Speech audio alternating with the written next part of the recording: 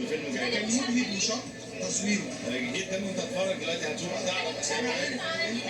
ارد طبعا على السؤال، مبهج جدا جدا جدا، بس الحمد لله دايما ربنا ما بيضيعش حد، وانا يعني كل يوم بالنسبه لي كنت بتعلم حاجه جديده، وسعيد جدا جدا جدا بالفيلم ده، ومن الافلام اللي فعلا اعتز انها تبقى في التاريخ. حاسك متفائل جدا بيه على المستوى الجماهيري. بص انا بسيب على ربنا عامه جدا جدا جدا، وعليكم انتوا بقى اللي هتقولوا ان شاء الله هيبقى عامل ازاي. انا الحمد لله مبسوط جدا جدا جدا، وان شاء الله هيعجبكم. صورت مشاهد في اول في بلاده؟ صورت الحمد لله مشاهد في ولاد ثلاثة ان شاء الله في شخصية الشايب، وان شاء الله مكملين قريب، وان شاء الله تبقى حاجة برضه اللي هم مبسوطين جدا بوجودك النهارده في كلامك، في ناس اللي عندك مهمة جدا.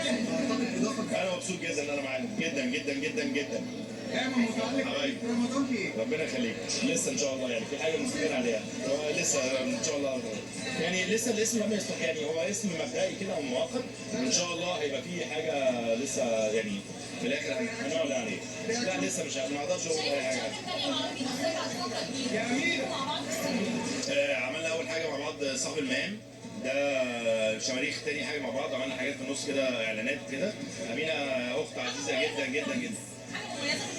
طب انت بقى على فكره متسرعه جدا، متسرعه جدا جدا جدا في حياتك حتى اكيد.